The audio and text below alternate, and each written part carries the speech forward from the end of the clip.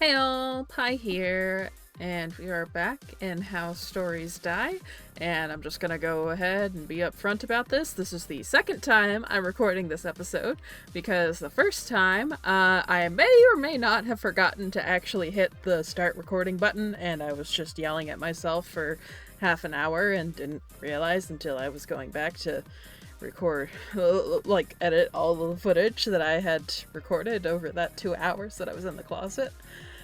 Good times! Anyway, let's find out the state of Horace's balls. What the fuck? Did someone cut your balls off or something? Thank God for that jockstrap. Ha! I threw the imposter on the closet. The bottles on top of the closet fell down on his head. Arr! 2 bottles crushed on his head and injured him. The rest shattered on the floor. I took the chance and struck him with my sword. But yet again, he was much quicker than me. The imposter grabbed a piece of shattered glass and stabbed me in the knee where the armor was weak. Ah!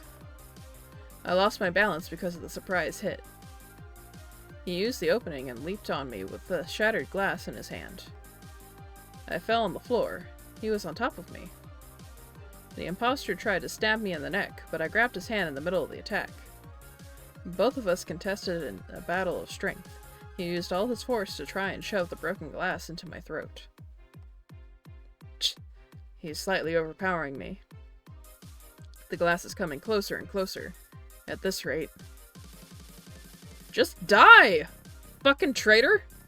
If I want to survive, I need to do something brave. I neared my head towards the glass. Or, more specifically, my mouth. Huh? What are you? Glass shards taste horrible. Good thing it all only took 1 bite to neutralize the weapon. Even knowing it's coming, I'm still like, ugh. Glass is one of my, like shattered glass causing damage to the human body is one of my squiggy things, you know? Bits of glass twirled inside my mouth, opening countless wounds. I wanted to scream, but there was so much blood inside my mouth that I was afraid to choke on it. Like hundreds of tiny knives cutting every piece of meat inside my mouth. You just ate the freaking glass? Blah! I shouted some gibberish and punched him right in the nose. Ah! The imposter covered his nose and shrunk his eyes in pain. That gave me enough time to get up and take a breather. Puh! Puh! Puh! I continued to spit out huge amounts of blood and glass bits. My entire mouth burned in pain. Puh! Wah! Ha! Ha! My voice began to stabilize. If I can just get over the pain and survive. You really are batshit insane, aren't you? The imposter's figure started to change, like some kind of weird jelly. His clothes dropped on the floor during the transformation. The jelly started to take form. Beginning to recognize me? Izo? Yes. How do you think I got inside the Mammon gang? Using my supernatural charms? Ha! This body is much more comfortable to fight in. Why isn't he attacking me? Perhaps he needs a break too. How did you know I was not the Demon Queen? In case of an actual emergency, the real Idgerite would save her children and leave me behind. I mean, at least he's self-aware. Also, your Swiss cheese brain made the mistake with the teleportation. I assume he needs time to recover from the critical hit I gave him in the nose, so he will just dump his entire evil villain monologue here. I intend to play along, as I need time to recover too. Why are you after me anyway? Shouldn't you go for Idgerite? Oh, I am after your queen. That's why I'm making sure there are no interruptions. I can't have the real Horace walking between my legs. Do you want to assassinate Idgerite by impersonating me? Not exactly. I want to kiss her. A kiss of true love. What the fuck? Forget buying time. Now I really have to ask. Why would you want to kiss her? You could say so. That's the nature of our species. The succubus nature. The richer and more powerful the target, the more delicious the food. Also, wouldn't it be nice to have the queen be my servant? So you were working within the order just to betray it in the end? Indeed, I planned on secretly kidnapping the king and drugging him to make him fall in love with me. Then you came and made my job way easier. I just need to take your form and it's game over. It's funny, that means that most of the order were traitors. Obviously. Assassins aren't team players. I have a feeling you took that quote from someone. Shut up. Seems like he is getting better. I should try to get the drop on him, or... Wait, I have a better idea. Pow pow! I spit blood on both my hands. What are you doing? Is this some kind of stupid charm? Izo took out his weapon from his pocket. It was a bone, a very sharp bone. Interesting. He used his body morphing as a literal weapon. But I won't give him an opportunity to use it. Ha! I ran towards him with both my hands in front like I am planning to shove him. Izo was surprised by the naivety of my attack, but he still managed to skewer my left shoulder with his bone. Ah! Ugh! The pain was great, but I managed to accomplish my mission, get both of my hands on his face. Izo closed his eyes to protect himself. The blood stuck to his face, giving it a new brand of red. I fell over from the overwhelming force of his attack. What was that stupid attack? You really are insane. Izo opened his eyes. Now I'm Ah!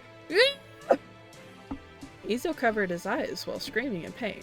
He took a few steps back in panic. The blood which I put on his face came from my mouth, which had tiny bits of glass in it. Ah! Ah! It hurts! I can't see! Ah! Ah! I know! I can just transform! Aha! That's much better! My sight is as good as all... Izo dropped on the floor, his surprised expression still engraved on his face. He doesn't move. Is he dead? Did I hit the jackpot? I planned that the bits of glass will be mixed in with the jelly and reach places like the arms and legs. But some of the glass must have reached his brain or his heart. I hope karma isn't a real thing, because I just used a huge chunk of it. Congrats! I just survived an assassination attempt. Yet I am still stuck on the floor with a bone inside my shoulder. It doesn't really hurt, but I imagine that if I will get it out, then the pain will be immense. So I think I'll just lie down in here until help comes in. I didn't really think about anything. I didn't want to waste too much energy on thinking. Finally, you could have come here 10 minutes earlier. Human! Open the door! Do I look like I can open up the door? Oh, right. They can't see me. The door was busted open with a great force. Human? What happened to you? I'm sitting here with a bone stuck inside my shoulder. Is that a question really necessary? And who is that fellow over there? Is he dead? Please stop asking useless questions. And who is that guy? Did you kill him? No, he just magically appeared in here. Now stop standing there and ask stupid questions. Wow, he can speak while his injuries are so critical. How is it possible? Can you please heal me or something? Sure, I can fix you up right away. I am a healer and a magic user. Is he going to use healing magic to recover me instantly? Awesome. The demon grabbed the bone with both of his arms. Is that a part of the healing mat? And pulled it out with one swoop. Ah! Too bad I never managed to combine both of my professions. Oof. Oh dear. It appears that my life isn't in danger anymore. But it still hurts. Quite a lot. Though, not something I can't get over. I took a few steps and moved my hands to check if my motorial abilities are still in check. See, Almo? Just like new. Yeah, now we have to get to the palace. We lost too much time on this. Okay, let's go. We walked out of the door where about 10 other demons from our squad waited for us. Turns out that Almo and the healer are the commanders of the squad. We started heading towards the palace, a journey lasting about 5 minutes. The townfolk ran away from us in fear. This isn't new to me. I know exactly how much the humans and the demons despise and fear each other. I also know how they will react once they know they shall be slaves for life.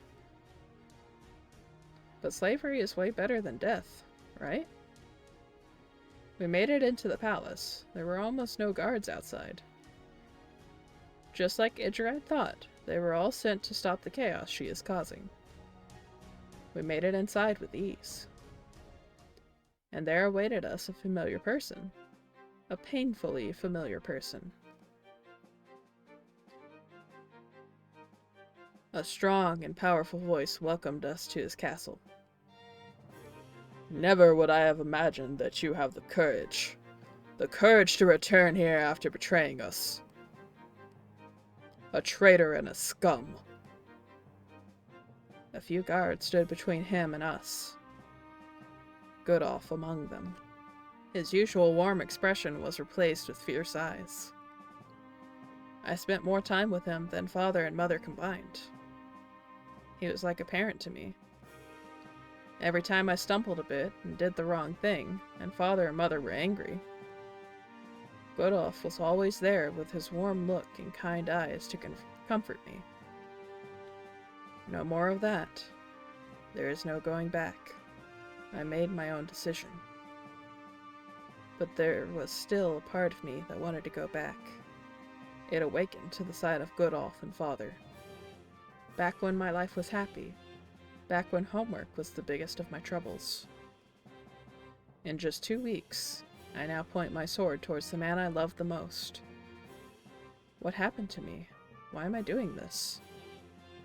A tear appeared in my eye, but no one saw it beneath my metal helmet. He might be a traitor, but he is in a way better situation than you are right now. You are completely cornered, and soon you shall be dead. No, don't do that. We would have asked you to just leave us alone since you aren't our target. But we know you wouldn't let us pass, so we just have to make our own path. You sent all your men to save your citizens, leaving you completely alone. Father spit on the ground. You trash. I'm not interested in you. Oh yeah? We will see who is interested in who when my sword will go down your throat. Almo, are you hitting on the king? Was that a come on? The only one I'm interested is my treacherous son. Excuse me, a slip of the tongue. I don't have a son. Father. I don't even want to ask why.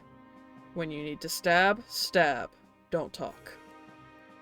Make sure to cut off his head cleanly. I have a nice spike outside the castle. The guards readied their swords, Goodolf among them. I just looked at the ground, lost within myself. The self-doubt came right at the worst time. Slaughter them! When I heard the sound of swords clashing, I immediately raised my head up to find Goodolf. There was blood everywhere. I couldn't avert my eyes from the slaughter, no matter where I looked. Please, don't die. Please just be safe. I almost let out a sigh of relief when I heard a voice behind me. Horace. Why? Behind me. That was the first time you called me Horace. Horace! Answer me! I am begging of you! My loyalty to the king. I know. I know what will happen if we were to fight. I will die. But even if I die, you will die too. The king will be defeated, and you shall be executed. I can save Father's life, but not yours. Even though your life is what I want to save the most. I know your first priority is to protect the king. If you won't resist, I will save Father's life. I promise. Your words are nothing. You betrayed the kingdom. Even if it's you, Horace. Even if it's you. How can I believe you? I had to do it. I had to betray all of you to save your lives. There is a common enemy for both humans and demons. She is evil incarnate. She plans to cause destruction for both the demons and the humans. I'm on the side of life. I'm trying to save lives. That's why you should believe me. The Demon Queen said she will only enslave the humans for 100 years. There won't be any deaths. Are you sure about that, Horace? What about the slaves? There will be at least 2 generations that will spend their entire lives in slavery. Yes, they aren't dead, but are they truly alive? Horace, you are lying to yourself. You aren't on the side of life. You're on the side of the demons. Life for the demons and death for the humans. When? When did it all go wrong? When did the boy I raised become a liar? No, Goodolf. You got that wrong. I'm on your side. I want you to live. Do you? You were fooled. You were manipulated. The beautiful rose that sprouted became corrupted and rotten. Horace, who did this to you? Who manipulated you with his sweet words? Even if you don't understand, I am sure you will, maybe in the future. Look at the burning city. This is what will happen if you keep resisting. How can you keep saying that you're on the side of life? There is no side of life. I am on the side of the humans. Your sight is too narrow. You fail to see the truth behind this whole conflict. This is beyond humans and demons. This is between life and death. No. I'm afraid it was always between humans and demons. Sorry, Horace, my son, for what I need to do. Goodolf raised his sword. No. Please no. I begged him with tears in my eyes. Goodolf walked a few steps towards me, and stopped. He lowered his sword. I can't do it. You are Horace. You are my everything. I love you. I love you too much. The one who planned this, he is too strong. He used my love for you. A soldier with double loyalty. I don't know what to do. The Demon King, it's all his fault. He took you from me, and now he is using you to take me too. Can't you see his true face? Sorry, Goodolf. I already saw the Demon Queen's true face. I love her. I know she tells the truth. She is on the side of life with me. I can't do anything about that. I am in love with the Demon Queen. I am fighting for the side of life, and my love is standing beside me. Sorry. I took the powder and blew it in Goodolf's face. He didn't resist. Horace, open your eyes. Goodolf collapsed on the ground. I'm sorry. I will promise that I will compensate for my betrayal. I don't know how, though. The battle was over. All the other guards except Godolph were dead on the ground. Oi, oi, Mr. King! Seems like you're all alone. Father took out his sword. I always thought his sword was just for ceremonies. When I was little, Father told me that the sword will never be drawn. That the kingdom will be peaceful forever. That he will protect it. Stop! Don't kill him! Don't listen to this traitor. Come here and fight me. Let me die while fighting. Is that your last wish, old man? Then I shall grant it with pleasure. I ran in between Almo and Father. You wish to stand in my way? Then I will kill you too. I know I can't convince Father, but maybe Almo will listen to the voice of reason. I don't want you to kill my father. If you fight him, then I will side with Haruka. And since I am an integral part of her plan... Fine, fine. I couldn't care less about a king with no power. You three, catch him without killing him. Yes, Commander. Father tried to fight the demons back, but he was clearly too old to fight.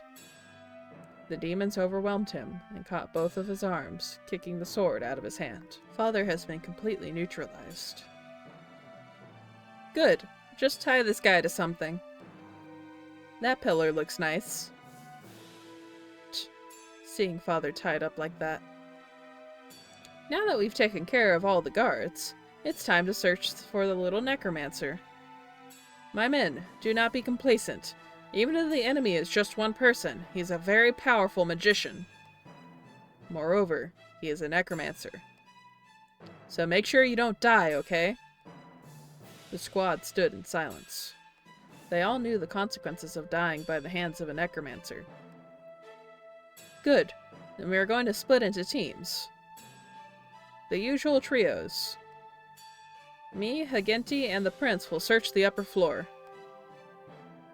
Hagenti, the healer who, quote-unquote, healed me earlier, stood beside Elmo.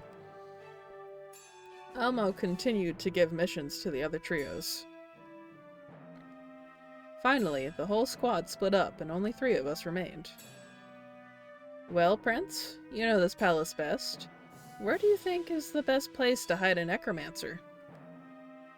I don't know about a necromancer, but if I were to hide someone, I would surely do it in the dungeons below.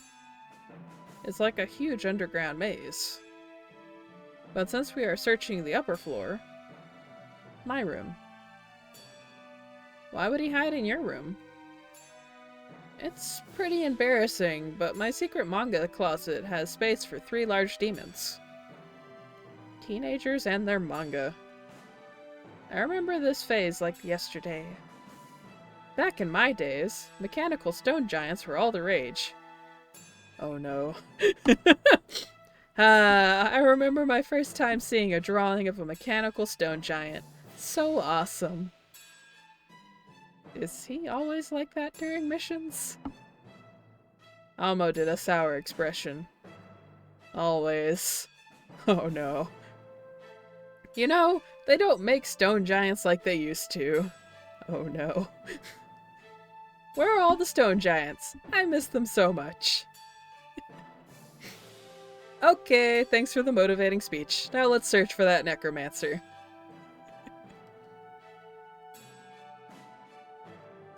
We went up and searched through the upper floor. Do you think he can be here? That's the oven. What about here? That's a flower pot. And here? That's Dog 2, the royal cat. You called your cat Dog 2? It's a long story. We continued searching until we reached my room. That's your room? Looks pretty nice. Yes, I was the prince after all. Was. Well, let's get to the main point. Where's the manga stash? Ugh, after me. Almo kept searching behind us while Hagenti and I opened the closet. The whole closet was kept exactly as I left it, waiting for me to return home. I don't see any manga in here. What kind of dumb person will keep his manga for all to see inside his closet? I hovered my hand over the old wood, searching for the button. There, found... Huh? The wood is damp. Weird. It wasn't that way the last time I opened it. Is something wrong? The wood is a bit damp. It's not good to put liquids near manga. I know that all too well. I sniffed my finger. That smells like... blood. The light atmosphere disappeared in an instant. Oh shit, man. Agenti pointed his sword towards the closet. You think it might be part of some kind of necromancy magic? I don't know, man.